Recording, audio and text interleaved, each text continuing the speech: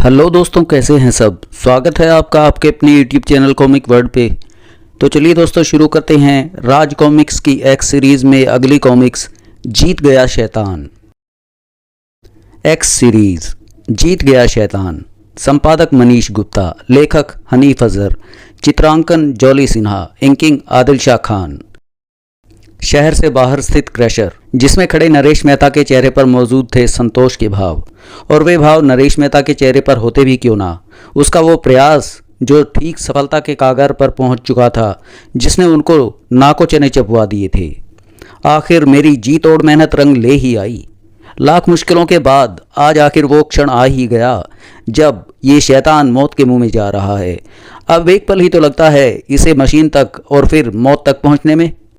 सचमुच एक पल की ही दूरी थी सन्नी और उसकी मौत के बीच, लेकिन एक पल में तो बहुत कुछ घट सकता है, जैसे ये स्क्रींच और ये चील के टकराने से एक जबरदस्त शॉर्ट सर्किट हो गया। इसी के साथ मशीन रुक गई।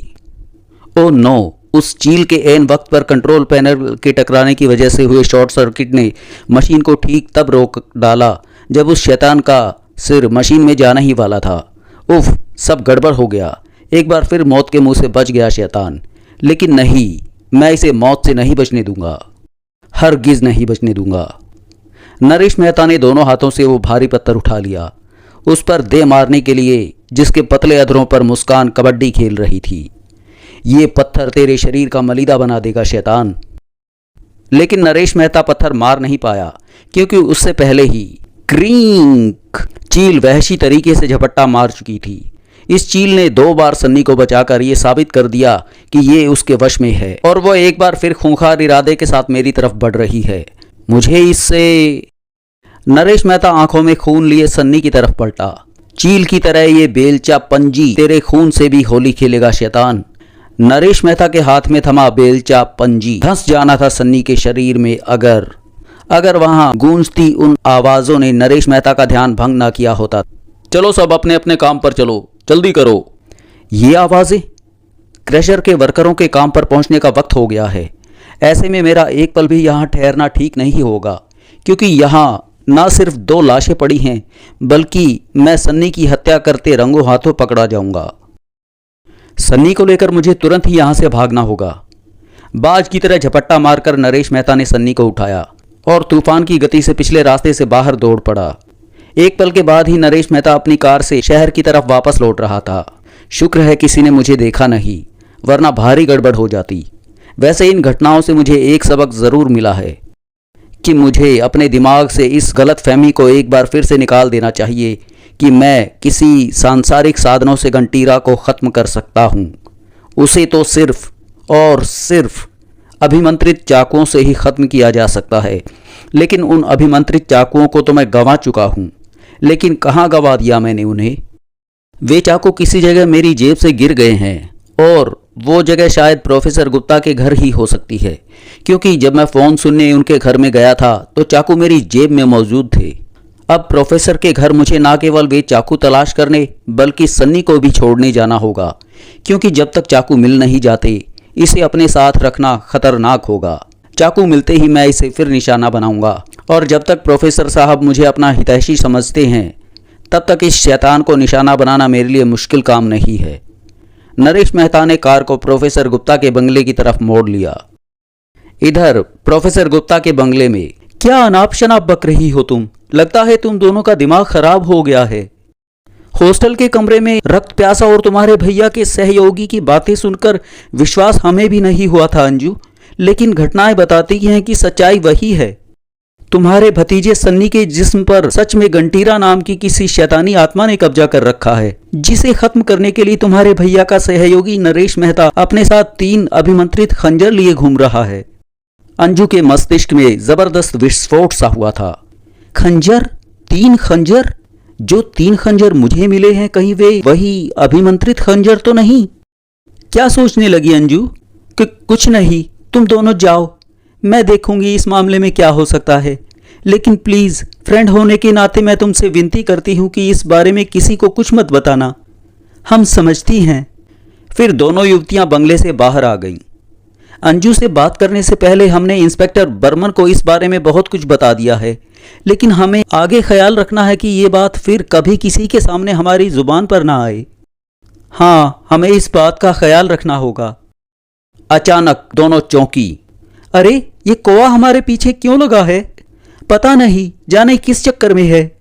अगले ही पल उन्हें पता चल गया कि कौवा किस चक्कर में था। अपने पैने पंजों से एक का मांस फाड़कर गुजर गया कौवा। तूफान की तेजी से पलटकर दूसरी पर झपटा। साएं, खच्चाक, आई मेरी आंखें, उफ, शीला। हड़बड़ाकर नीचे गिरी उस युवती पर। नहीं, आह! ऐसे झपटा कौवा जैसे सिंह हिरण पर झपटता है। एक युवती पर कौवे के रूप में मौत टूट पड़ी थी। इधर अंधी हुई दूसरी युवती। लगता है वो खतरनाक कौवा रोमा पर हमला कर रहा है। मेरे पास समय है कि मैं भागकर अपनी जान बचा लूं। बचाओ! कौवे रूपी मौत से बचने के चक्कर में भाग खड़ी हुई वो युवती क्या जानती थी कि उसकी मौत निश्चित हो चुकी थी। उफ, ये लड़की!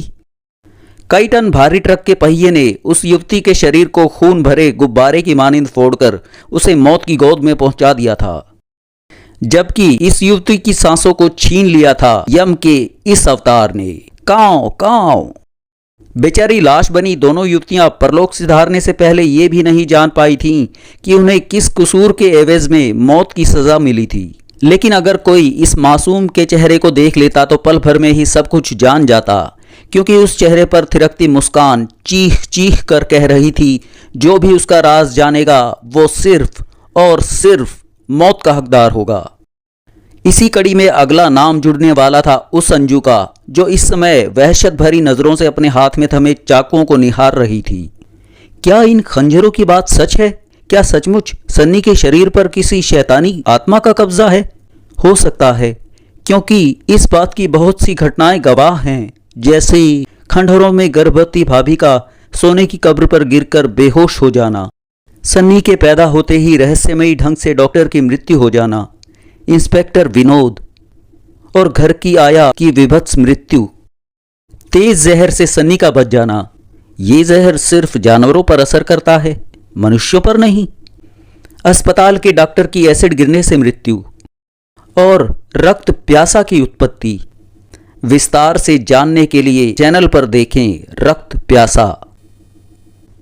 उफ उफ, और क्या क्या सोचूं मैं, क्योंकि मुझे तो अब हर घटना ये चीख चीख कर कह रही है कि मेरी सहेली शीला और रोमा का कहा गया एक एक शब्द सच है। लेकिन मैं इन बातों को तब तक सच नहीं मानूंगी जब तक मैं नरेश भैया से इस बात की पुष्टि नहीं कर लेती, और जब तक सारी बात की पुष्टि नहीं हो जाती तब तक ये खंजर मैं अपने पास संभाल कर रखूंगी। अचानक आई उस आवाज ने अंजू को अचानक चौंका कर रख दिया। मम्मी! ये आवाज तो सन्नी की है। तो क्या भैया फिरौती देकर उसे अपहरणकर्ताओं से छुड़ा लाए? देखती हूं। अपने कमरे से निकलकर बाहर पहुंची अंजू चौंक पड़ी। नरेश भैया तो सन्नी को लेकर आए हैं, लेकिन ये जब सन्नी को मारना चाहते हैं तो घर क्यों ले आए? इस बात को मैं बाद में सोचूंगी। पहले तो मैं नरेश भैया से सुनी हुई सारी बातों की पुष्टि कर लेती हूँ। घर में कोई है भी नहीं, इसीलिए नरेश भैया से बात करने का मौका भी अच्छा है। अंजू तेजी से नरेश मेहता तक पहुंची। नरेश भैया, सन्नी को खेलने दीजिए, इधर आइए, मैं आपसे कुछ बातें करना चाहती हूँ। क्या बात है? मैं आपसे खंजरों के विषय में कुछ। अंजू के मुंह से इतना ही निकल पाया था कि जा मिली उसकी नजरें उन छोटी मगर अंगारे की मानिंद दहकती आंखों से। ओह नहीं! उसके तन बदन में दहशत की एक लहर सी दौड़ गई और शब्द उसके हलक में ही घुटकर रह गए। चेहरा पसीने से तरबतर हो गया। क्या हुआ अंजू? तुम बोलते बोलते अचानक रुक क्यों गई? कहो ना, क्या कहना चाहती हो? वो मैं आपसे। इस बार अंजू के शब्दों पर हावी हो गई वो आवाज। सन्नी! सन्नी, मेरे बच्चे! ओह, प्रोफेसर और उसकी पत्नी, भैया और भाभी। मैं तो फिरौती की रकम लेकर आया था, लेकिन सन्नी तो अपने आप आ गया। कौन लाया इसे? मैं। कैसे? कहां से? जवाब में नरेश मेहता ने एक मनगढ़ंत कहानी प्रोफेसर को सुना दी, जिसे सुनकर, खैर तुम सन्नी को जैसे भी लाए हो, लेकिन बिना फिरौती दिए सन्नी वापस लौट ही आया। हम तुम्हारे इस कारनामे के लिए सदा आभारी रहेंगे। धन्यवाद प्रोफेसर साहब। प्रोफेसर के अचानक आने से अंजू अपनी बात मुझसे कह नहीं पाई, लेकिन इतना ज़रूर है कि वो खंजरों के विषय में ही कोई बात करना चाहती है। लेकिन ऐसे में अंजू से बात कैसे हो? अंजू भी कुछ वैसा ही सोच रही थी। उफ, सन्नी की आंखों में मैंने नफरत का तूफान देखा है। मुझे उम्मीद है कि उसकी उपस्थिति में मैं नरेश भैया से कोई बात नहीं कर सकती। मुझे उनसे अकेले में ही मिलना होगा। लेकिन कहाँ? चिड़ियाघर में। अंजू खुशी से नाचती हुई बोली, अपना सन्नी वापस लौट आया भैया। इस खुशी में हम सब कल सन्नी को चिड़ियाघर घुमाने ले चलेंगे, जहां मैं और सन्नी खूब मज़े से पिंजरे में बंद बंदरों को नाचता हुआ देखेंगे। ठीक है, कल चिड़ियाघर चलने का प्रोग्राम पक्का। मैं चलता हूं प्रोफेसर साहब, जल्द ही फिर मिलूंगा। ओके नरेश। पिंजरों में बंद बंदरों वाली बात कहकर अंजू का मुझे इशारा करने का एक ही मतलब है कि वो मुझे कल बंदरों के पिंजरों के पास मिलना चाहती है। मैं वहां ज़रूर पहुंचूंगा, क्योंकि मुझे वहां उससे मिलकर खंजर प्राप्त करने हैं। उम्मीद है नरेश भैया मेरा इशारा समझ गए होंगे। अगले दिन चिड़ियाघर में। देख सनी, शेर। ग्रर्र। आमतौर पर चिड़ियाघर के जानवर दर्शकों को देखकर भड़कते नहीं हैं, लेकिन ना जाने आज ये शेर इस तरह क्यों भड़क रहा है, और ना जाने क्यों ये सन्नी को घूर रहा है। हैरत में डूबे प्रोफेसर गुप्ता नहीं जानते थे कि शेर सन्नी को देखकर नहीं, बल्कि सन्नी के शरीर पर गंटीरा की आत्मा को देखकर भड़का था, क्योंकि अन्य बेजुबान जानवरों की तरह उसने भी उस आत्मा को बाखूबी पहचाना था। अचानक सन्नी की दहकती आंखें वहां से खिसक कर जाती हुई अंजू पर जा स्थिर हुई। मेरे लिए ये अच्छा ही है कि भैया और भाभी काफी दिलचस्पी से जानवरों को देखने में व्यस्त हैं। ऐसे में मैं पास ही स्थित बंदरों के पिंजरों के पास पहुंचकर नरेश भैया से सन्नी और उन खंजरों के बारे में बात कर सकती हूं जो मैंने अपने हैंड बैग में छिपाए हुए हैं। शोलों की मानिंद लाल थी सन्नी की आंखें। अंजू पास ही स्थित बंदरों के पिंजरों के पास पहुंच चुकी थी। लगता है मैं पहले ही पहुंच गई। इंतजार करती हूं, नरेश भैया भी आते होंगे। ओह, इन बंदरों को क्या हुआ? ये सब मुझे ही क्यों घूर रहे हैं? अचानक बंदरों ने अप्रत्याशित हरकत करनी आरंभ कर दी। ये बंदर तो ऐसे उछल कूद मचा रहे हैं जैसे पागल हो गए हैं, और इनके इरादे ऐसे लग रहे हैं जैसे पिंजरे की जाली तोड़कर बाहर निकल आएंगे। Oh no! सारे बंदरों ने मिलकर पिंजरे की जाली को तोड़ डाला। उफ! और अब ये मेरी तरफ क्यों बढ़ रहे हैं? आह! पहले एक और फिर एक के बाद एक बहुत से बंदरों ने अंजू को दबोच लिया। कुछ ने बंदरों से अंजू को बचाने की कोशिश की तो इन खूंखार बंदरों से हम नहीं निपट सकते। भागो! चिड़ियाघर के कर्मचारियों को खबर करनी चाहिए। और जब सभी लोग अपनी जान बचाकर घटनास्थल से भाग खड़े हुए, तब घटनास्थल पर तूफान सा पहुंचा नरेश मेहता। हटो! नरेश मेहता पर भी बंदरों का हमला हुआ। उफ! खाली हाथ इनसे आ भिड़ने की सोचकर मैंने बेवकूफ़ी की है। इस तरह तो ये ना सिर्फ अंजू को बल्कि मुझे भी चीर फाड़ डालेंगे।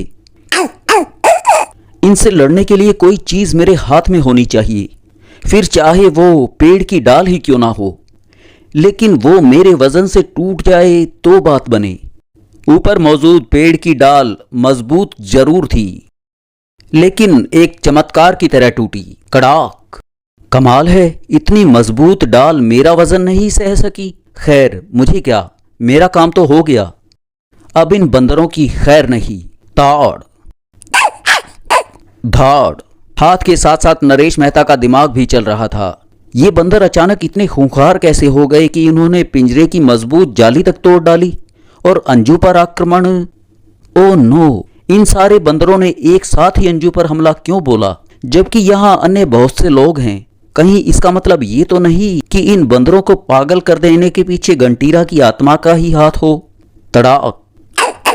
और ये बंदर अंजू को इसलिए मार देना चाहते हैं कि ये खंजरों के बारे में जान गई है। यही, एकदम यही बात है। उस शैतान का राज जानने वाले अन्य लोगों की तरह अंजू की भी मौत आई है, लेकिन आज ऐसा नहीं होगा। मैं इस शैतानी नियम को बदलूंगा। अंजू को मैं मरने नहीं दूंगा, चाहे इसके लिए मुझे अपनी जान की बाजी ही क्यों न लगानी पड़े। बंदरों से लड़ते नरेश मेहता की नजर अचानक जो बंदरों के बाकी पिंजरों पर पड़ी तो उसकी रीढ़ की हड्डी में सिरहन दौड़ गई। ओह, ये बंदर तो बेहोश होते जा रहे हैं, लेकिन पिंजरों में बंद बाकी बंदर भी जाली तोड़ देने को उतारू हैं और वे कुछ ही पलों में ऐसा कर भी देंगे। इसलिए बाकी बंदरों से निमटने की सोचने से अच्छा है कि मैं अंजू को लेकर तुरंत ही यहां से भाग खड़ा होऊं। ओह, बंदर पिंजरे की जाली तोड़ने में सफल हो गए। अब एक पल भी गंवाना बेवकूफ़ी होगी। दूसरे ही क्षण नरेश मेहता ने लपक कर बेहोश हो चुकी अंजू को अपनी बाहों में उठाया और पीटी उषा की सी तेजी से भाग खड़ा हुआ। लेकिन उफ, इस तरह भागकर भी मैं उन खूंखार बंदरों से नहीं बच सकता। वे मेरे पीछे आ रहे हैं। ज्यादा देर नहीं लगेगी उन्हें मुझ तक और फिर मुझे और अंजू को मौत के मुंह तक पहुंचने में। बंदर रूपी वो मौत पल प्रतिपल निकट आती जा रही थी, जिसके आगे नरेश मेहता जैसा जांबाज भी आस का दामन छोड़ देता कि अचानक उसे दिखाई दिया पानी। उस पानी की तालाब में कूदकर मैं खुद व अंजू की जान बचा सकता हूं, क्योंकि मुझे उम्मीद है कि बंदर मेरे पीछे पानी में नहीं कूदेंगे। छपाक! सचमुच बंदर किनारे पर ही रुक गए। ये देखकर नरेश मेहता ने जबरदस्त राहत महसूस की। शुक्र है सही समय पर मुझे यम के उन दूतों से जान छुड़ाने का रास्ता सुझाई दे गया। लेकिन अभी ये टले नहीं हैं, इसीलिए जब तक चिड़ियाघर वाले इन्हें आकर पकड़ नहीं लेते मुझे इसी पानी में रहना होगा। छप छप! अरे ये आवाज कैसी? अपने पीछे पानी में उत्पन्न हुई आवाज का कारण जानने के लिए पलटा नरेश मेहता। ऐसे भौचक्का रह गया मानो उसने साक्षात यमराज को अपने सामने देख लिया हो। नहीं, चाहे यमराज नहीं थे, लेकिन वे मगरमच्छ तो यमराज से किसी कदर भी कम नहीं थे। एक मौत से बचने के लिए मैं सीधा दूसरी मौत के मुंह में पहुंच गया। अब तो कहीं भी बचने का 1% चांस भी नहीं है, क्योंकि पानी में रहा तो ये भूखे मगरमच्छ खा जाएंगे और ऊपर गया तो वे खूंखार बंदर चीर डालेंगे। अब तो निश्चित, एकदम निश्चित है मेरी और अंजू की मौत। तभी नरेश मेहता के कानों में वो आवाज रस्सा घोल गई। पीछे हटो, हमें इन बंदरों को पकड़ने दो। ये आवाज, इसका मतलब चिड़ियाघर के कर्मचारी बंदरों को पकड़ने आ पहुंचे हैं। चलो, ऊपर मौजूद मौत का इंतजाम तो चिड़ियाघर के कर्मचारियों ने कर दिया, लेकिन इस मौत का क्या होगा? इसका इंतजाम तो मुझे खुद ही करना होगा। लेकिन ये इतना आसान कहाँ है? मैंने बेहोश अंजू को संभाला हुआ है, जबकि उनसे भिड़ने के लिए मेरा खाली हाथ होना बहुत जरूरी है। लेकिन मैं खाली हाथ होऊं कैसे? अगर अंजू को छोड़ता हूं तो ये पानी में डूब कर मर जाएगी। ओह, क्या करूं, क्या करूं? नरेश मेहता सोचता ही रह गया और एक मगरमच्छ भी झपट पड़ा। कच! ओह, शुक्र है इस झपट्टे में मगरमच्छ के हाथ सिर्फ अंजू का हैंडबैग ही लगा, लेकिन अगला निशाना हम दोनों में से कोई भी हो सकता है। इसीलिए अब इनसे जूझने के सिवा हमारे पास कोई भी चारा नहीं है। नरेश के कुछ करने से पहले ही मगरमच्छ ने वार कर दिया। तड़ाक! आह! वार इतना जबरदस्त था कि नरेश मेहता की आंखों के सामने अंधेरा छाने लगा। पल भर के लिए वो उस मौत को भूल गया जो जीभ लपलपाती हुई उसकी तरफ बढ़ रही थी। लेकिन मौत नरेश मेहता तक पहुंच पाती उससे पहले ही ऊपर से वो जाल दोनों मगरमच्छों पर आ गिरा, जो चिड़ियाघर के कर्मचारियों के हाथों में थमा था। घबराना मत नरेश, मगरमच्छों पर जाल फेंका जा चुका है, अब तुम आराम से बाहर आ सकते हो।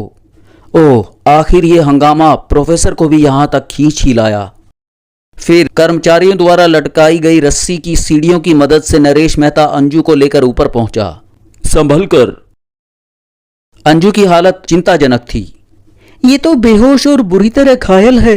हाँ, अगर मैं सही समय पर इसे बचाने ना पहुंचता तो ना जाने क्या अनर्थ हो जाता। ये बात तो तुम ठीक कह रहे हो नरेश, लेकिन एक बात समझ में नहीं आई कि तुम अचानक यहाँ चिड़ियाघर में अंजू को बचाने के लिए कहाँ से आ पहुंचे। वो यूं ही जब मैंने अंजू को बंदरों से जूझते देखा तो। ठीक है, इस बारे में हम बाद में बात करेंगे, पहले अंजू को अस्पताल ले चलने में हमारी मदद करो। प्रोफेसर के साथ नरेश मेहता बेहोश अंजू को संभालने में जुट गया।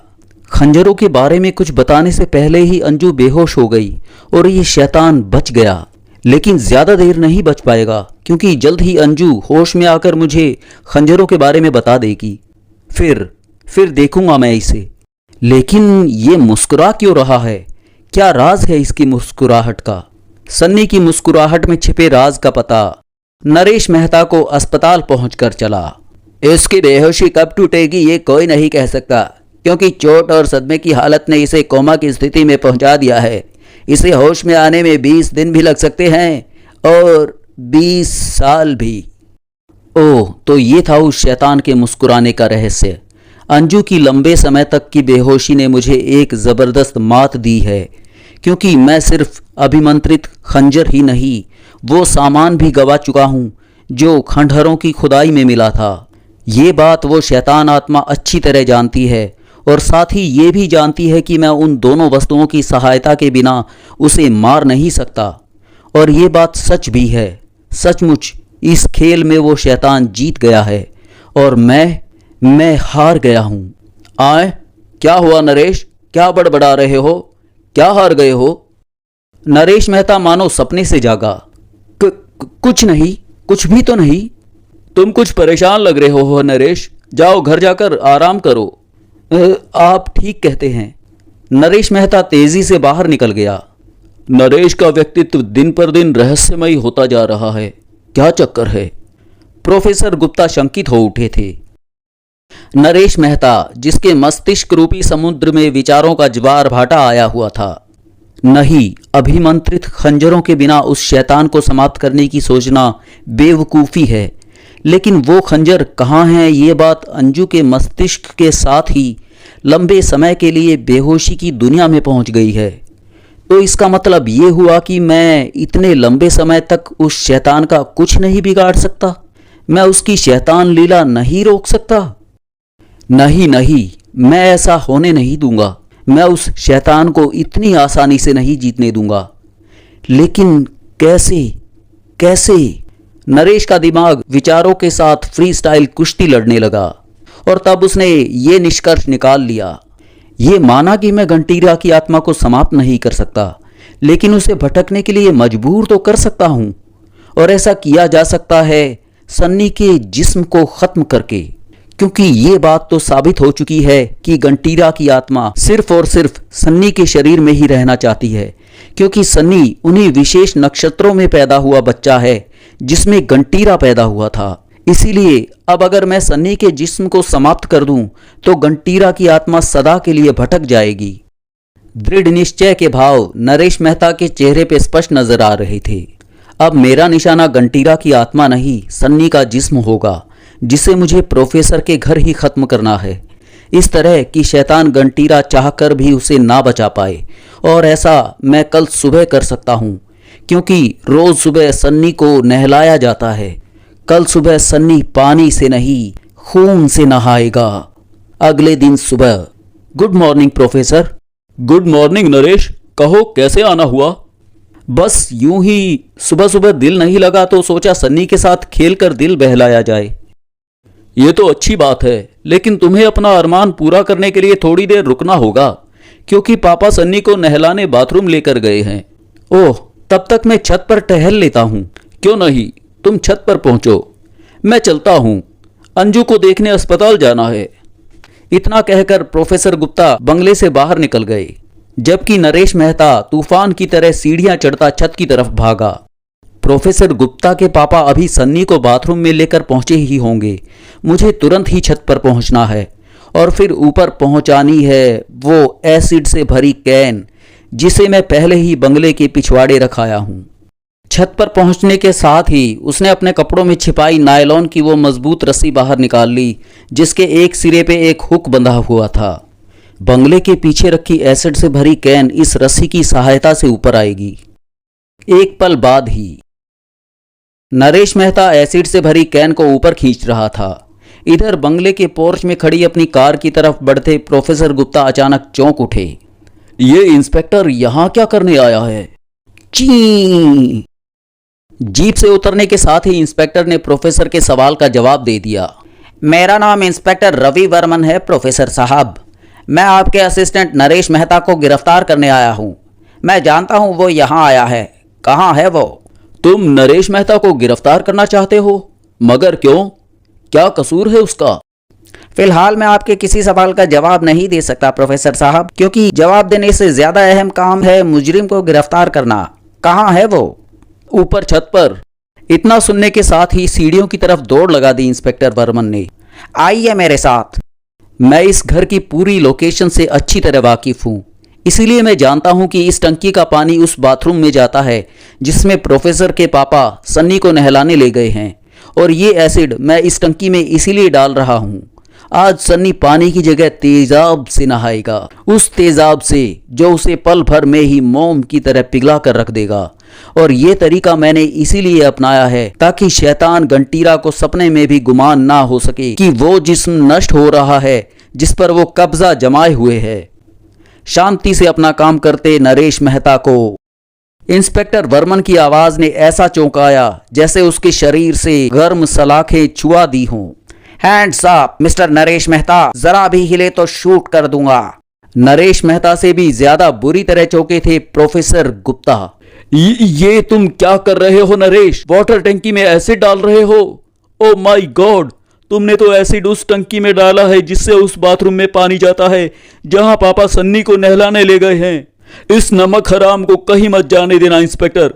मैं देखने जा रहा हूं कि मेरे जिगर का टुकड़ा सन्नी किस हाल में है। सतर्कता की प्रतिमूर्ति बने इंस्पेक्टर वर्मन ने आगे बढ़कर नरेश मेहता के हाथ में हथकड़ी डाल दी। खट, you are under arrest mister Naresh Mehta. इधर नीचे बाथरूम से निकलती सन्नी की चीखों और मांस जलने की गंध ने प्रोफेसर गुप्ता को सकते की हालत में पहुंचा दिया था। सन्नी, हाय मेरा सन्नी।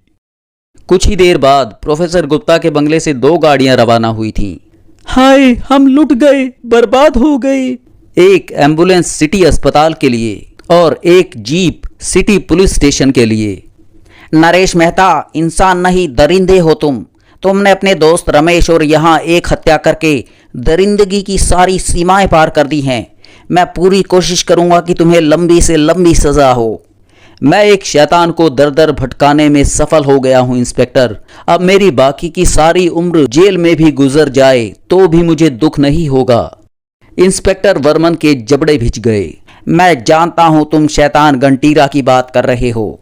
ये बात मैं इसीलिए जानता हूं कि वर्किंग वुमेन हॉस्टल में रहने वाली रोमा और शीला नामक उन युवतियों ने मुझे सब कुछ बता दिया था जिनके सामने तुमने अपने दोस्त की हत्या की थी। ओह, तो तुम गंटीरा की कहानी जानते हो? हाँ, लेकिन वो सिर्फ कहानी है जिसे ना मैं सच मानता हूं ना कानून सच मानेगा। इसीलिए तुम हत्यारे हो। तुम इसे सच मानो या झूठ, लेकिन मेरी एक चेतावनी ध्यान रखना इंस्पेक्टर। तुम ज्यादा दिन जिंदा नहीं रह पाओगे, क्योंकि गंटीरा की कहानी जानने वाला हर हाल में मौत का निवाला बनकर रहता है। मुस्कुराया इंस्पेक्टर वर्मन। ये सब तुम्हारे बनाए हुए ढकोसले हैं, जिसका सबूत ये है कि सब कुछ जानकर भी तुम, हाँ नरेश, तुम अभी जिंदा हो। बता सकते हो ऐसा कैसे हो गया? क्या तुम कोई सिद्ध पुरुष हो या अमर इंसान? बोलो। इंस्पेक्टर के सवाल का नरेश मेहता को कोई जवाब देते ना बना। मेरे सवालों का जवाब तुम्हारे पास नहीं, मेरे पास है। और वो जवाब ये है कि तुम उन सब के हत्यारे हो, और ये बात मैं कोर्ट में साबित करके रहूंगा। अरे ये क्या हुआ? जीप के ब्रेक अचानक कैसे फेल हो गए? हवाइयां नाच गई नरेश मेहता के चेहरे पर। ब्रेक फेल हो गए? ओफ इंस्पेक्टर, जीप को संभालो, जीप को संभालो इंस्पेक्टर, सामने पुलिस स्टेशन की इमारत है। साईं। इंस्पेक्टर ने लाख कोशिश की मगर जीप को दुर्घटनाग्रस्त होने से ना बचा सका। धड़ाम। और ना बचा सका खुद को मौत के दरवाजे पर पहुंचने से। इंस्पेक्टर, और बचा भी पाता तो कैसे? जीप का स्टीयरिंग सीधा उसके सीने में जो पेवस्त हो गया था। ठीक तभी दौड़े आए कई पुलिसकर्मी। ओह, ये तो इंस्पेक्टर वर्मन हैं। इंस्पेक्टर वर्मन, कैसे हुआ ये? कौन जिम्मेदार है इसका? इंस्पेक्टर की कांपती उंगली नरेश मेहता की तरफ उठ गई। ये हत्यारा है।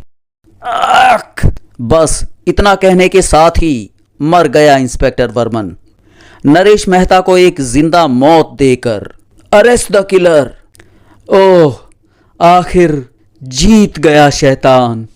क्रमशः तो दोस्तों ये थी राज कॉमिक्स की एक्स सीरीज की डर और रोमांच से भरी कॉमिक्स जीत गया शैतान।